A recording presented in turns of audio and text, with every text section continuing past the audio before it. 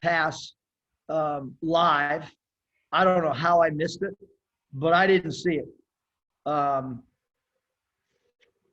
mean, the guy's unbelievable. Like his first 3 minutes was a disaster. I mean, turnover, and then all of a sudden, I took him out and just said, look, I mean, my man, we can't turn the ball. Like we gotta get a shot on goal. I'd rather take a bad shot or just kick the ball out of bounds. We can't have a live ball turnover. And Devo just regroups. He's so mentally tough. I mean, he's a freshman, and there's not a lot of teams that are starting, 2 freshmen in this tournament and advancing.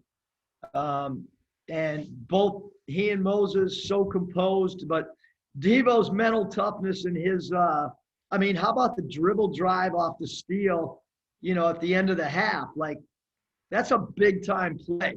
There's not a lot of guys that can, and his awareness of the shot clock, just like we've seen big steal at Kentucky and big plays throughout him. That halftime play was as big a play as there was in the entire game. If I had to just say, hey, what was a huge momentum, that led us into the locker room feeling good about ourselves. And then obviously, anytime we can get extra attention on our social media, and Devo's pass certainly created a national stir. Scotty. I'm good, Mike. Thank you. Troy. Yeah, Coach, I kind of wanted to, reiterate on that. You got so many guys on your team that haven't been to the tournament, and you got all these other restrictions due to COVID. How do you think your team has been handling, all the hype into NCAA tournaments so far? They've been handling the COVID situation, Troy, much better than me. That's for sure. I promise you that. But I think they've done a great job. I mean, we advanced. We were down 14. We kept competing. We kept believing. Colgate made a second half run, and we continue to have another run towards the end of the game. So they've handled it great.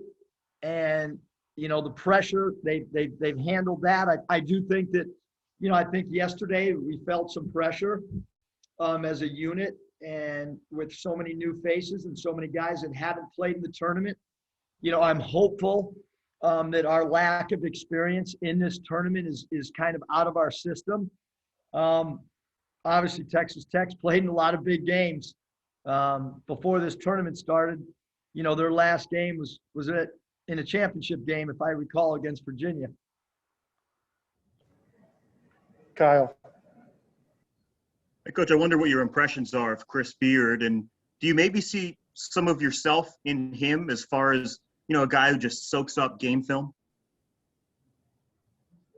Yeah, Coach Beard does an incredible job.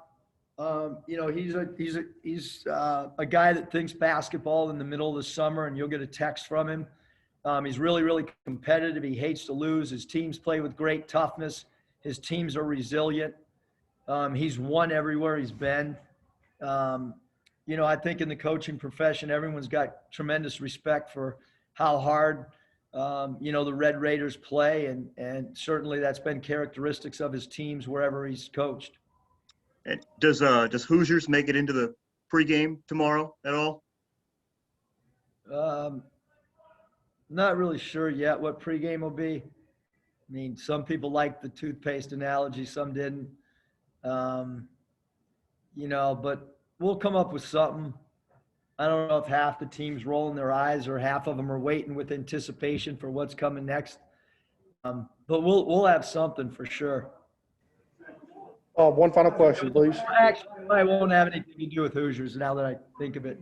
I got to be a little more creative than that. I thought the toothpaste was pretty good, but Thank you, Bob. Thank you, Bob. I appreciate that. Hey, ORU, knocked off Ohio State, and North Texas knocked off Purdue.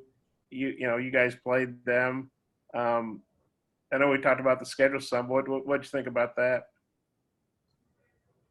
Coach Ruda. I just want to see some people that bashed our schedule. I want them to step up and say, yeah, I question their schedule. Just come on, media guys. We got to step up to the plate when we mess up. Anybody smashed our schedule. All right, Coach. Thank you very much. Well, now bring in Yard time, let's go.